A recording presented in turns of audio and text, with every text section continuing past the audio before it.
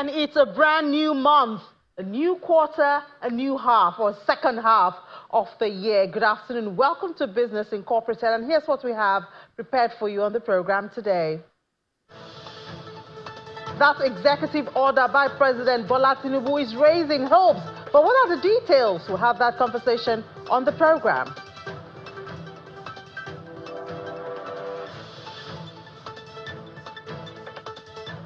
In Egypt, there's a schedule shared by the government. It begins today on electricity usage.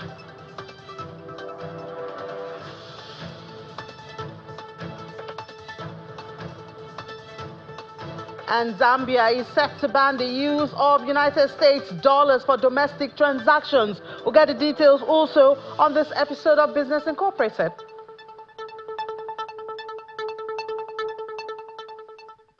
Good afternoon, welcome to the program. I'm Ini John Mekwa. We start as usual from the global space. Oil prices rose on Monday, helped by expected peak summer consumption and OPEC Plus production cuts, though gains were capped by rising output from other producers and the potential for economic volatility resulting from that changing political landscape.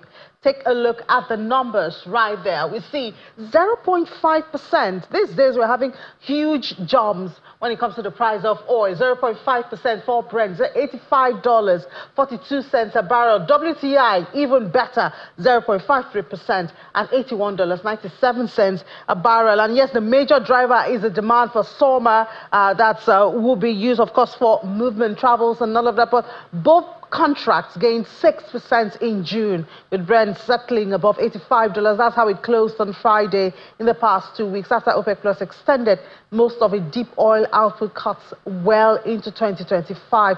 Also on Friday, the Energy Information Administration reported that oil production and demand for major products rose to a 4-month high on April, supporting prices also. And still in the global space, gold prices were a little changed on Monday as U.S. Treasury yields held firm, while investors turned cautious ahead of key economic data that could shed light on the Federal Reserve's potential rate cut trajectory. We see the numbers right there. Spot gold unchanged, $2,327.50 per ounce. U.S. gold futures just slightly down, 0.1% at $2,337.80 per ounce. Prices registered a more than 4% gain in the second quarter. We saw that U.S. gold also, and benchmark 10-year U.S. Treasury yield hit a near 3-week high, making non-yielding bullion less attractive for investors. Investors are also now looking at remarks from the Fed Chair Jerome Powell. That's expected tomorrow. That will be followed by minutes from the Fed's latest policy meeting on Wednesday. And U.S. non-farm payrolls data on Friday. It's a data full week this week. And of course, that would drive sentiments in the market. Back in Europe, the euro jumped. We know the elections going on in France. They are convincing historic win by French far right in the first round of parliamentary election. That's driving the euro and also moving markets in that region. Let's come back home now to Nigeria. The newly sworn-in president and chairman of Governing Council of Chartered Institute of Stockbrokers, Mr. Oduropo Dada, had keyed into the vision of President Bola Tinubu's led administration to grow Nigeria's economy to $1 trillion. Mr. Dada was speaking after he was sworn in as the 13th president, believes that the government can raise as much as $500 billion through the capital market. However, there are steps that must be taken to deepen the domestic economy. The federal government of Nigeria, under the leadership of His Excellency President Bola Ahmed Tinubu, GCFR, has articulated his vision of attaining $1 trillion economy during his tenure. To do this, the economy must attain a double-digit growth in gross domestic product. I strongly believe that these objectives are attainable. However, in doing this, 2 crucial steps should be taken. First, the government must create the enabling environment based on universally accepted ease of doing business metrics. In this regard, 3 areas must be highlighted. Number one is the rule of law. Number two is infrastructure. And number three is technology. It is of great concern that the size of the informal sector is so large in Nigeria. The implication is that a lot of tax revenue that should ordinarily go to government is lost, while the mechanism for implementing monetary and other strategic government policy is significantly weakened. It is therefore imperative that the size of the informal sector in Nigeria be substantially reduced if we are to attain the objective of accelerated GDP growth. And as the second half of 2024 kicks off, markets are already taking key performances for the first half of 2024, as this shows that the naira dropped about 40% in that first half. Data also reveals that major African economies like the CD of Ghana and Egyptian pound also lagged. According to Mr. Obona Okuku, investment and economic development expert, he was on Business Morning earlier today. Africa needs to produce more to earn more foreign exchange, and he was speaking to Ladi Williams. If we don't export, if you don't have what to export, you won't actually have dollars in your economy, because I mean, you can't print dollar, you can only earn dollar. So if you don't have what to give to the world to earn dollar, you would definitely depend on FX, which, for you to import the things that you need. So our basic needs at this point, we need to actually rejig our taste gland, or we begin to curb our appetite, to face more on things that we can't produce locally, and then be able to shore up some of this trade imbalance that exists between Africa and other countries. So the direction the central bank is going, yes, is good. The interventions are good, because the more they continue to intervene, the more they will support the FX market. So, but having said that, I expect additional interventions as regards when it comes to long term, looking at things like supporting the productive sector, supporting raw material supply, supporting interventions that will go directly to manufacturers. I think with that in place, and many more on having a well-structured financial engineering that would help to reduce the cost of production, I think that would definitely go a long way in helping us come out of this turmoil. Well, I guess President Bola Tinubu had some of those thoughts on his mind, talking about intervention to manufacturers. That's why on Friday, he signed an executive order which aims to boost local production of healthcare products and reduce costs. The targeted healthcare products include pharmaceuticals, diagnostic devices such as needles, syringes, biologicals and medical textiles, among other. The new order, according to the Coordinating Minister of Health and Social Welfare, Mr. Mohammed Pate, has introduced zero tariffs, excise duty and VAT on specified machinery, equipment and raw materials. Of course, this gets us excited because we know what has been going on in that pharmaceutical sector with the exit of some major brands from operating in the country. Some of them have changed their model to import only. So let's find out what we should expect so we don't get ahead of ourselves, from this executive order with a director pharmacist at Philips Pharmaceuticals Nigeria Limited. Is also director pharmacist at Wellnex Pharmacy, Mr. Samson Omata. Mr. Omata, good afternoon. Good afternoon. So do we say congratulations? Well, not just to you guys in the sector, but obviously Nigerians. Does this sound like it's going to bring something worth celebrating? Yeah, actually, we are excited by the news. And let me first of all appreciate the president, our president, the President Bola Ahmed Tinubu, for this great initiative. It's a welcome development. It's a move in the right direction. And, we know that the resultant effect might not be immediate, but if fully implemented to the core, if fully implemented, it's going to help in the reduction of cost. It will also help to provide affordable and accessible medicines to the populace.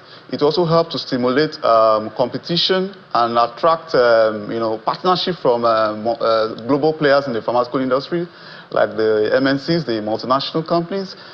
By so doing, it will also help to enhance the overall healthcare system by a fraction.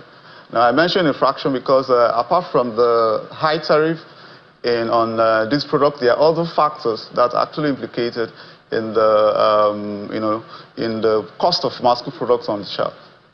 So I asked if we should celebrate because we've seen other pronouncements which should get us celebrating, but we haven't seen the result when it comes to the implementation. For instance, there's an emergency on food insecurity in the country, but it doesn't seem like it has done anything, to quell food inflation or supply. So how do we really ensure that this bears fruit? The president has signed the order. How do we get it to work for the people to feel the impact? Now, there is a need for implementation of the executive order to the core.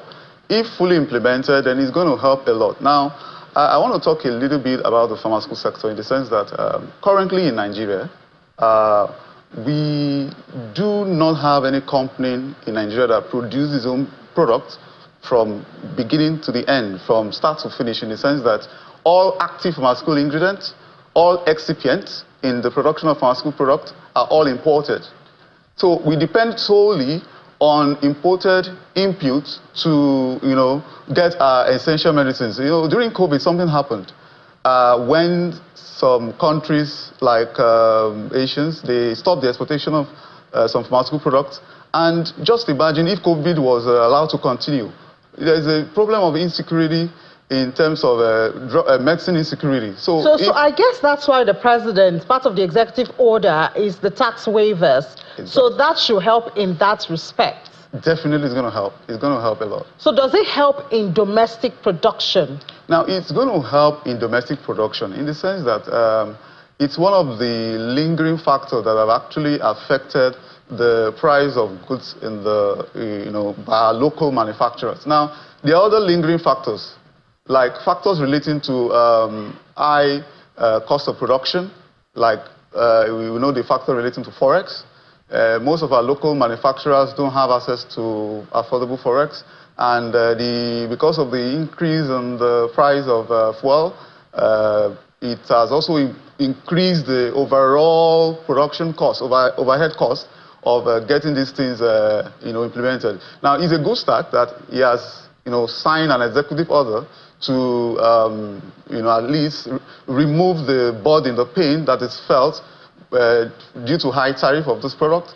I know in his next plan, I will also beg on the president to also look at other areas like yeah, but let's not forget that this is not indefinite. This is just, I think, till September.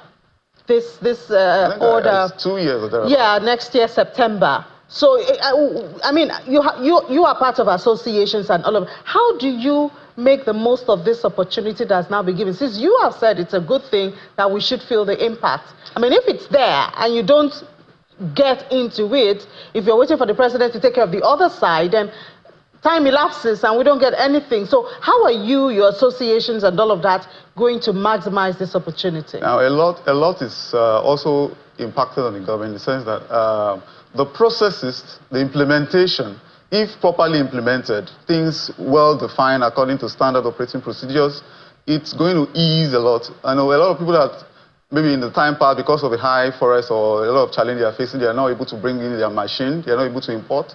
Now, because of this, it could attract them if it's really working. So it's really a good move in the right direction. I mean, the president has signed it.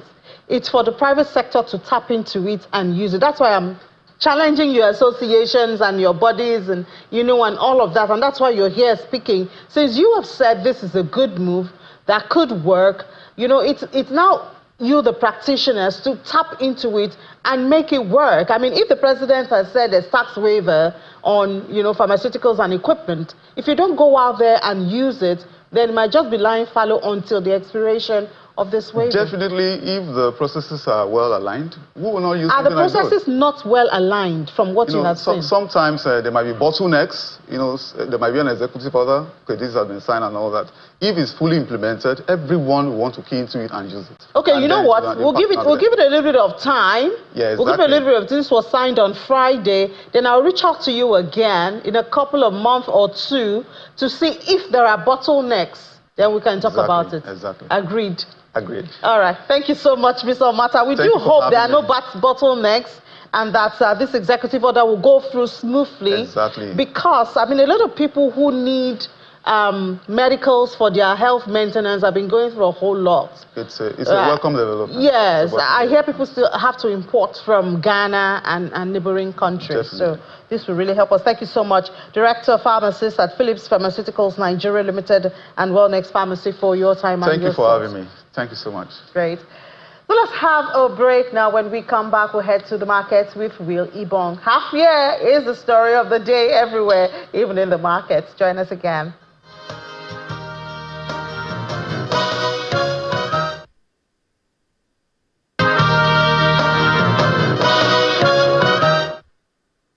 Welcome back. It's still Business Incorporated on Channels Television, and half year is still the news of the day. Willie Bond comes in. I'm sure she does have half year, but we'll begin with not so good one. The naira dipped 40%, about that.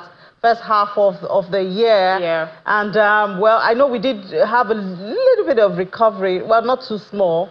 On Friday, we saw that to close the month, but that didn't help so much. I wonder how the second half will be. When we look at the analysis made by also on Bloomberg, when they talked about analysis comparing Nigeria's and Nigeria, Egypt, Ghana's currencies were the worst performing in the half year. It's not even the Kwacha of Zambia also. They also, and I do know that they're trying to stop the usage of USD for domestic transaction because of the same dip in the value of the local currency. So if we find something to edge our currencies, to back our currencies, rather than depend on import of these currencies or dependence on the use of the dollar, I think we'll be able to come out of this situation. Yeah, production is one of the ways we can obviously actually do it's a proven fact, and that's why the guest on Business Morning did say that. I mean, if you have nothing to sell to the world, then how do you expect your currency to have value? If you just keep buying and you're using USD, you're demanding another person's currency. There's no demand on your currency. And then an expert did say, what is the fair value of the naira? It is what you give, what you attribute to the naira, the value you place on the naira that people will actually see. So if we place a lot of value in the naira, we produce, we export our goods and services, people will actually value the naira and they will place a fair value to it. And right now, demand for that naira will well, I wanted to say God help us, but somebody said God has already helped us. Let's we need to help ourselves now. So it's our fear, as Ini said, and let's check out how major equities in Africa are doing on the first trading day of July. Major equities in Africa, positive sentiments we saw there at intraday. Nigeria's NGX was in the green, although slightly up, marginally up, I'd say 0.01%, slightly in the flat line, but it was up 0.03% as much later in the day, still at the 100,000 level it regained on Friday. Now let's look at South Africa's JSE at intraday. It was up 0.88%, and let's see how Egypt and Kenya performed. Egypt's EGX was up 128% at intraday, while Kenya closed Friday's session up in the green as well, but we'll see how the market will close today. But let's check out activities at the NGX. Let's bring in Onose Asotie Naulo, is investment analyst, Main Street Capital Limited. Good afternoon, Onose. It's good to have you on the show. It's half year, Onose. Earnings are coming in. And some of them for the full year, 2024. We've seen some from Red Star Express, Academy Press, Royal Exchange, Coronation Insurance. But how did they fare, in your opinion? Because some of them, it's kind of mixed performance there. And how much of this performance, how much of the influence from the performance did we see at intraday on the first trading day of July? Hi, Will. Thanks for having me. Yeah, it's been a mixed performance from some of the earnings that we've seen. For example, Coronation is the comeback kid. of the bunch, posting the most impressive results. They doubled their revenue to about 10.5 billion from 5 billion, at the same period last year, and their profit after tax is up 4.4 billion from a negative 1 billion. And then we see in the intraday trading, Coronation is on full bid. Nobody is selling, everybody is buying about 7 million shares, or 7 million bids for about 7 million shares, on the intraday.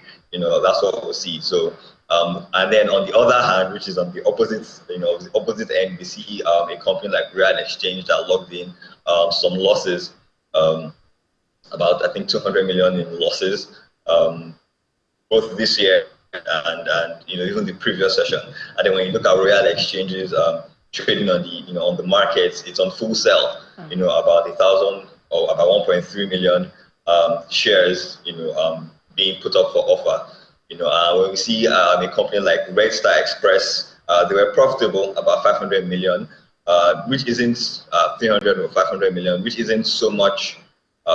It's not as there isn't so much of a difference between the current earnings and the previous earnings. And then we've seen some positive price movement for Red Star Express, but it's not as pronounced as companies like Coronation and Real Exchange, which serve as both, I guess, positive and negatives. So we have seen direct a direct influence of these earnings on the trading. And then as more earnings continue to be released, we expect to see prices tend to reflect the earnings, as investors are now a bit more informed and then tend to adjust some of their projections based on what we're now seeing. Okay, yeah, you were right about that. Red Star Express did have that for their group earnings was over 344 million naira, and for the company was over 155 million. But we'll keep track on how the stock is performing on the exchange. But let's move on to something which is still very significant, or which will have a significant impact on the markets. It's the bill to amend the CBN Act, which has passed its second reading at the Senate. Some experts say if passed, the amendments will weaken the Apex Bank's autonomy. In your opinion, Nose, how will this affect investor confidence in the markets, especially for FPIs? Yeah, so one thing the market likes is stability, especially the fixed income space in this country, since fixed income is really the more pronounced market. I don't know if you remember the election. I think it was Tinubu's election time. Just the last election, and the market was kind of, when there was news about when there was a bit of uncertainty, around even collation of results and things like that. The fixed income space, we saw some, I guess some topsy-turvy movements, and then when the president was announced, then we saw the market started to, I guess, adjust and stabilize, which just shows that whether it doesn't matter what exactly is going on, the market likes stability. Now, the problem with this is, when you have one of the main reasons that they want to, I guess, amend the CBN Act is so that they can unify monetary and fiscal policy. Because for the last couple of months, we've seen a kind of, I guess, divergence with monetary and fiscal policy, where it's like the CBN is doing one thing and the government is doing another thing, and say, okay, so now they want to merge it. One problem with this in terms of stability is you might not have a situation where monetary and fiscal policies start to change with incoming governments coming in. So a new government comes in, and maybe they now try to start to change people in the committee, because they want to set up a committee that will oversee the unification of fiscal and monetary policy. And then when you now start having changes in those committees, according to government, we live in a country where one government comes in and starts to unravel what the previous government did, and then you have things like that. And then you really do not want that mess coming into the monetary system, right, which is why people are concerned, and even organizations like the IMF is concerned. So with that, if that happens, if this bill passes, we might have a situation where FPIs might want to sit on the sidelines a bit to see if there actually is stability in the market. And if this passes and the committee is set up, they will need to prove that, one, there is stability, and that stability is sustainable. And they will have to do it in a very obvious way where, foreign companies and foreign organizations like the IMF can see and certify that, okay, yes, it's stable and it's sustainable. Else, we might start to see dwindling interest in foreign portfolio investments. Exactly right there. We don't want a lack of continuity, the Apex Bank, because that's the leading bank, and everyone just said looks to the bank for monetary policy direction. Onase, just in 30 seconds, could you give us an outlook for the day and the rest of the week? Do you think we'll end in the green, and what do you see for the rest of the week in 30 seconds? For the day, I think we'll end slightly bullish. For the week, I also think we'll end bullish. We're seeing very positive price actions, even with banks, and some other companies. So if we continue to see positive earnings results, I think we'll also end the week bullish. Thank you so much, Onase Asote, now investment analyst with Main Street Capital. Thank you for sharing your thoughts on Business Incorporated. So we move on to other stocks in the Middle East as the Gulf were positive at intraday as well. Abu Dhabi was up 0.08%. We see Dubai also up 0.02%. And Abu Dhabi gaining for a third straight session. And now Dubai also still within the region. We see Saudi boosted by heavy gains in energy and material sector. It was up 0.2% at intraday, and while the Qatari index was also up 0.18%, continuing its winning streak to a 20th session. Now, data showed that net foreign direct investments, that's FDI inflows to Saudi Arabia, rose 5.6% to 9.5 billion Saudi riyal. That's about $2.53 billion in the first quarter of 2024. Let's check out the U.S. now. Let's see how stock futures did in early trade. We see it up 0.19% for Dow Jones, S&P 500 0.12%, and then Nasdaq futures up 0.03%. Now, looking at what the market trend right now, Wall Street is coming off a losing session, and investors are keeping an eye out for the jobs data that's coming out on Friday. The market's going to be closed on Thursday for July the 4th holiday, and we're seeing also that excitement around artificial intelligence, and that stock's also moving because NVIDIA, leading that pack with leading the S&P 500 to a 14.5% gain last week. We see the Nasdaq also rallying 18.1%. Momentum for technology stocks are not dying down yet because people and experts are saying that is still a big market to be tapped into. So let's look at Asia now and see how they performed, how they closed today's session. They started the second half of the year on a positive note, and investors assessed the June business activity data from China as well as Japan's business confidence readings. Lastly, Japan's Nikkei 225 was up 0.12% to close at 39,631 points. The Kospi in South Korea was up 0.23%, and we see the Hang Seng Index in China closed today for a holiday though, but closed last week 0.01%. Let's look at mainland China and see how they performed. So 0.9% to close today, and Australia's S&P 200 was down 0.22%. The markets, it's just Australia that's red for the region, but we're hoping, because last week we did see that red on Thursday. Well, we see that rebound today for other markets, and we hope that, the news about U.S. and the Fed's minutes, we're hoping that maybe those sentiments are bubbling in the market and giving them that boost right now. I think we're expecting minutes tomorrow from Jerome Powell, and that will obviously move the market. Well, thank you so much, Will. Thank you for that. All right, now let's head to the UK. They're counting down to the election. Wow, we're not done with France, and now we have elections as July the 4th. And I know a whole lot is happening there. Juliana joins us now. Juliana, good afternoon. I know you're preparing, but what's going on? What are conversations? I know that economy is top on the list for for voters, as they go to the polls. What are the conversations they're having?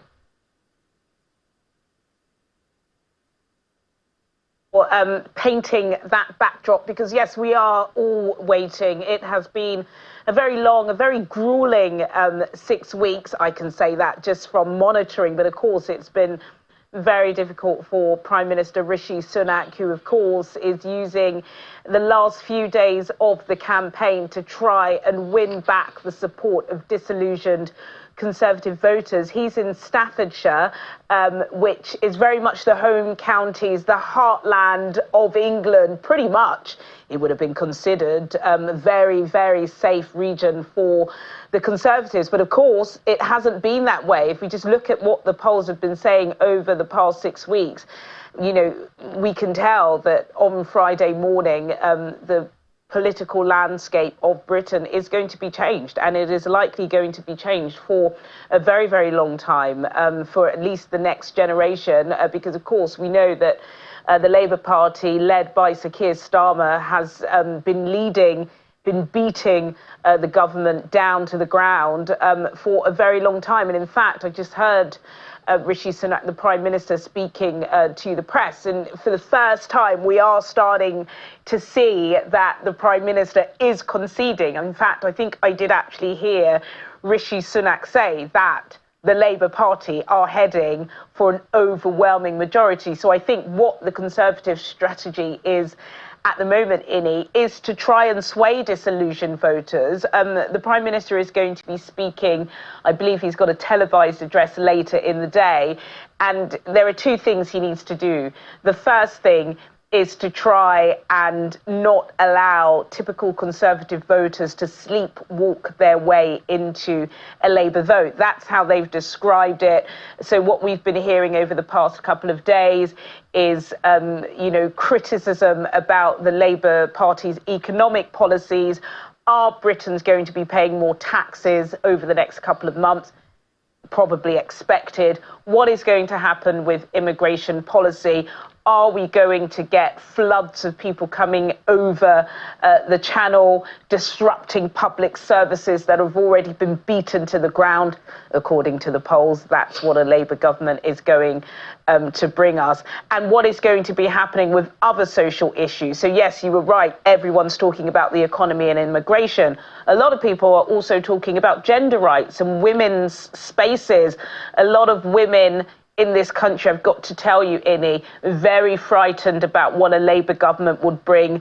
Lots of discussions about safe spaces for toilets. Are transgender people or, non-binary individuals going to be dominating and occupying spaces that are supposed to be for women? Very political, of course, as well. Labour have been criticised for their stance on, the war in Gaza.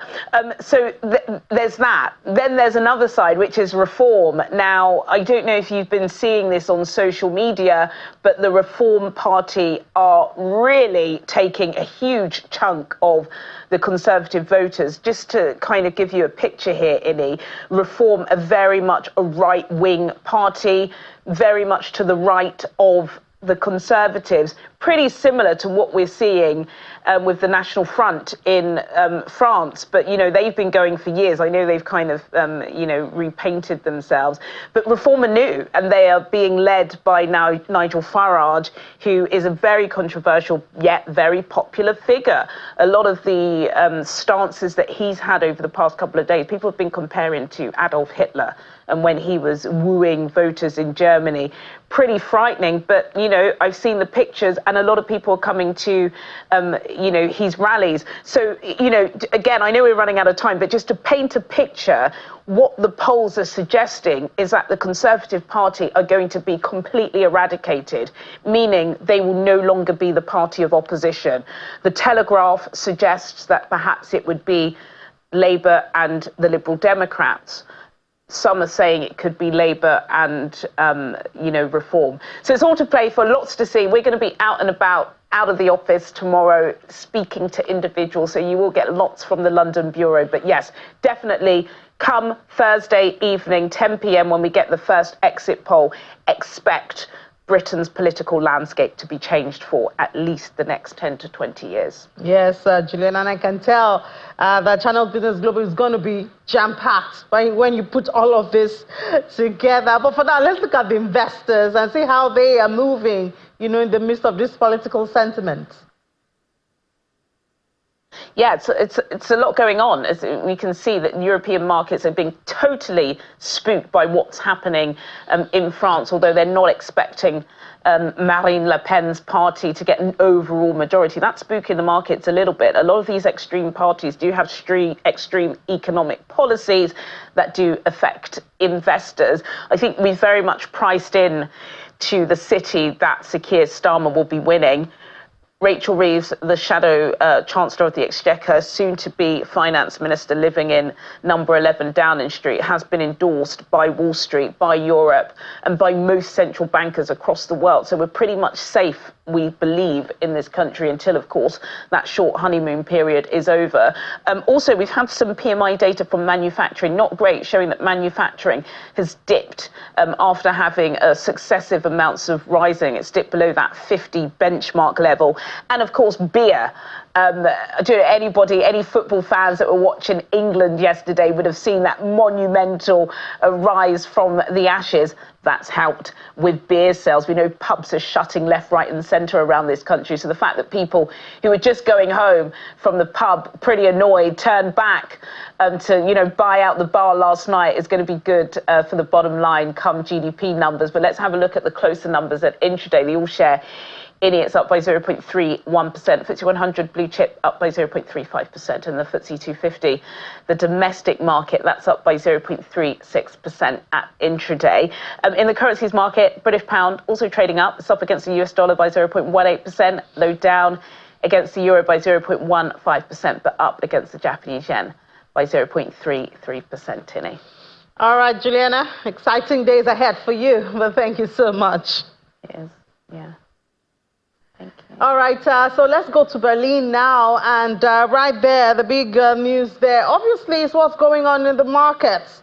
So we'll just head straight to the markets and tell you how the euro is reacting. We saw the euro pumping earlier with those results and expectations from the election going on in France right there. So we have Last Halter. Last Halter, I will just take you on the market. We know the euro is pumping and some other things are happening in the market. Just take us straight to that. Thanks for having me, Ini. Well, I actually had to laugh when I saw this. Volkswagen says that starting now, top management will no longer have Porsche privileges when it comes to their company car. Let me explain here. Porsche, of course, is a Volkswagen subsidiary, as is Audi or Skoda or Seat. Now, members of the so-called top management circle, there would be a number of higher-ranking executives within Volkswagen. They used to be able to pick any car for their private use that included Porsche. And many, of course, opted for the 911 or the Cayenne or any other of those supercharged sports cars that easily retail at 100,000 euros or more. Now that Volkswagen is desperately trying to cut costs, they realize that they can save a few million by just asking their executives to choose a slightly more affordable car. Top executives, however, reacted quite angry. It's been reported that some executives have already filed lawsuits against their employer. The company, however, said in a statement they don't really understand why. Since we're really only talking about a privilege that top brass had, they're saying those who do insist on driving a Porsche, they can easily afford such a car anyway, given how much they earn. Well, politics is the major topic today, and specifically the elections in France yesterday. The extreme right National Rally Party came out triumphant, as many had feared, after we've seen that trend at the recent European Commission elections already. Now, there will be a runoff, but if the right wing were to win a majority, we might see policy changes on the EU level that have many in the market worried. France has always been very pro-EU and has been a leader of the Union, and the right is much more nationalistic. If they were to rule France, the country's commitment to a common EU market would be in question, and that would include trade deals and budget questions. Ironically, the euro is trading up on Monday, but that is because the National Rally Party got fewer votes than expected. You could say investors had been pricing in an even worse outcome. But with a runoff election scheduled for next weekend, we'll have a few interesting days ahead for sure for the euro. Yeah, Lars, thank you so much. Certainly we'll follow up those interesting days coming up for Europe. Now we head to Africa, and we're in Egypt, where the Ministry of Local Development has announced new opening and closing times for shops effective Monday, July the 1st, that's today, until Thursday, September 26th. And according to the decision, commercial shops will open from 7 a.m. to 10 p.m. on weekdays and from 7 a.m. to 11 p.m. on weekends, as Thursdays and Fridays. Shopping malls will operate from 10 a.m. to 12 a.m. on weekdays and from 10 a.m. to 1 a.m. on weekends and public holidays. Restaurants, cafes, and bazaars will be open from 6 a.m. to 12 a.m. on weekdays and from 6 a.m. to 1 a.m. on weekends and public holidays.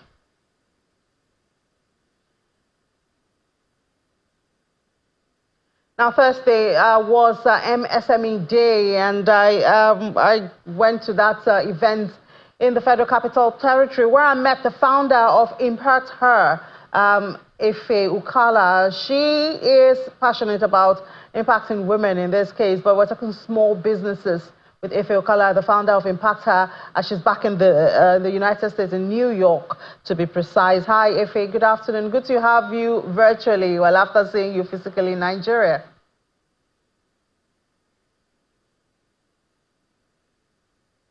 Hello, Ife, can you hear me? Yes, I can hear you. Can you hear me? I can hear you now. So, Wait, I connection for a bit, so I didn't hear your question. Okay, yeah, I was saying well, we have to connect virtually now, but it was good to see you physically at the Federal Capital Territory during that celebration of MSME Day. It was great meeting you, and you were fantastic. Thank you. So you deal with small businesses a lot. I know you're passionate about women, but we'll try to balance it up at this time. I'd like to talk to you, and one of your area of focus for Impact Her is market access. So we talk about funding, and yes, on Thursday we did talk about getting single-digit funding for small businesses. But I'd like for us to look at market access for small businesses. How much of a challenge is it for small businesses at this time? Yeah, it is. It is a huge challenge for small businesses, especially when we're talking about utilizing the AFCTA, which was recently implemented and it's in effect. Most of the small businesses still have challenges getting the right licenses to be able to export. Some of them don't even know. In fact, we surveyed over 3,000 women across different African countries, and we found out that only 1 in 4 women even were aware of the AFCTA. So then it sort of makes you ponder, how do they even utilize the benefit? So in addition to access to information, to getting licenses, funding comes in again, because you can't scale and you can't produce for the mass markets or enter into new markets or even new states without getting the access to capital that you need. So that's where a lot of SMEs still get, choke held because they feel stuck. But some people say that the idea will always bring the funding. So the first thing should be information, access to information, and then that will bring the funding and the markets we're looking for. I wish that was entirely the way it works, because if that was the case, we wouldn't have this $42 billion finance gap that we have in Africa if just the idea and the information brought it. There are other practical issues that those women in these cases are facing. For example, the collateral requirements that I think we've talked over and over again, those traditional barriers or traditional forms that are needed are still not adequate to address this issue. In fact, we've had someone who has been waiting for the past month at the major Nigerian bank, waiting for her loan to be approved. She has the information, she has submitted the application, and this is one of the banks that talks about it's big on gender financing, right? But then we really can't get access. So as I've said before, availability of these funds doesn't equate to access. More needs to be done. And I think that it's really time that the banks actually think about what are the practical realities of women SMEs in the country and try to match that with the products that they claim to be creating for women. Yeah, but I mean, commercial banks will tell you they have to work with the regulation from central banks, they have to follow that guideline. So I guess the hope of small businesses only comes through such conversations that we had in Abuja on Thursday, where we see the Senior Special Assistant to the President on small businesses, on MSMEs, trying to create a platform of single-digit funding, and making that work would be the hope of small businesses. That is correct. Making that work will be the hope, because I mean, you're absolutely right on that. A lot of those businesses, especially the women-led businesses, are quite, nervous about borrowing at double-digit interest rates, which makes sense, right? Like, how much are you going to produce to be able to pay that back? That becomes an issue. So we would hope that, as these conversations continue, we can find a path to be able to access single digits. And those single digits also require you borrowing from the right source, right? So if you're borrowing locally to go ahead to on land, getting a credit line locally to go ahead to on-lend to small businesses, and you're almost getting it at 10%, that becomes a problem for you when you're loaning, because you also want to make some money on it, right? So it's also for those banks to ensure that they're going to the right sources as well, and be able to negotiate, maybe specifically in these cases for the gender case.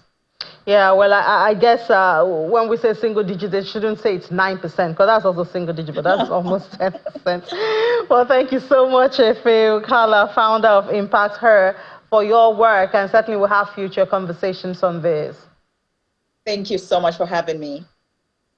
Let's go to Zambia, where that country's central bank has published plans to criminalize the use of foreign currency in local economy amid the biggest rally in the kwacha in 4 months. The Southern African nation has faced severe currency volatility over the past 5 years, driving up the cost of imports and funding inflation, which neared a 2.5-year high this month. Oh, that was last month in June. Companies from car dealers to mall landlords and hotels often charge in dollars, shunning the local kwacha. And that, I believe, is about to change if the central bank will go ahead with this plan. Let's head to the crypto space now with Ladi Williams, and another half-year conversation is coming your way, I promise you. I wonder, how did the Bitcoin do in the first half of 2024? In the first half, about 44%. If you could put that up for me. Started the year at about $42,000. So we got as high as about $71,000. So we see for the first half, Bitcoin is up 44%, but Ethereum outperformed. With 47. Yeah, the alts have been doing it. But I mean, this is not fair. Our own currency, the naira, dropped 40%, and Bitcoin gained about 44%. But who knows? The second half, we could have a soft landing, for the naira. I hope so. We'll definitely watch out for that. Let's bring in Element Dambell now, a financial market analyst. Hello, Element. Oh, hey, Lottie. Thanks for having me. Yeah, great to have you, Element. So despite no cuts yet, no signs of rate cuts in the U.S., we're seeing Bitcoin, Ethereum doing pretty well in the first half of 2024. What are the charts telling you about the second half of 2024? Yeah, I think much of the same. I think, of course, we did see, especially with Bitcoin, the approval of the ETFs definitely spurred investor confidence. So we saw a lot of rallying there, and I think if you're looking at the second half of the year with the Federal Reserve potentially about to cut rates, that could continue. So if you're looking at the longer term chart, so let's say even a weekly chart for Bitcoin, at the moment, the relative strength index, the RSI, is currently tracking at around 55.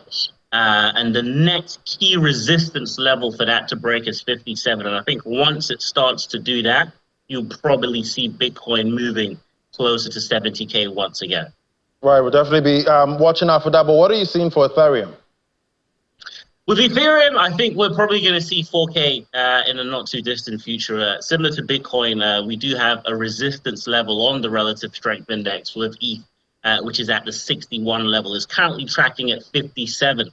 So I do believe once it crosses that level, history shows it can go to as high as 83 in terms of the RSI. So as you can see, there's quite a fair distance from where we are to where we can be. And I do believe once it finally crosses that first hurdle, it will potentially make that run above. It will likely pass 4K, I would say, in the next 2 months or so. All right, we'll definitely watch out for that. Thank you so much, Element Dambal. Always great having your technical analysis. Thank you. Cheers, thank you. Let's look at some headlines in the market now. We see Sony, they're planning a crypto exchange in Japan at this time. One of Japan's biggest and most influential companies is jumping into the cryptocurrency market by acquiring Amber Japan. Then Micah, stablecoin regime, that kicked off already in the market, but it's a comprehensive regulatory framework for crypto assets in the EU, and it's kicked off, and we're going to get results and how it's looking right there. So, that's how the market performed, Bitcoin, Ethereum. That's how it performed the first half. Who knows what's going to happen in the second half with no rate cut yet. Fingers crossed. Yeah, but I mean, I think the rate cut conversation is getting really close. Right. We'll see. We'll see if it happens in 2024. Exactly. Thank you, Ladi. So that's it. The very first episode of Business Incorporated in the last quarter, or the third quarter, I beg your pardon, but the last half of 2024. Does this set the tone for what we'll have for the rest of the year, or the rest of the month? You just have to stay with us, and we'll let you know and take you through this journey of how many weeks we'll do it together. I'm Ini John. My see you tomorrow. That's it.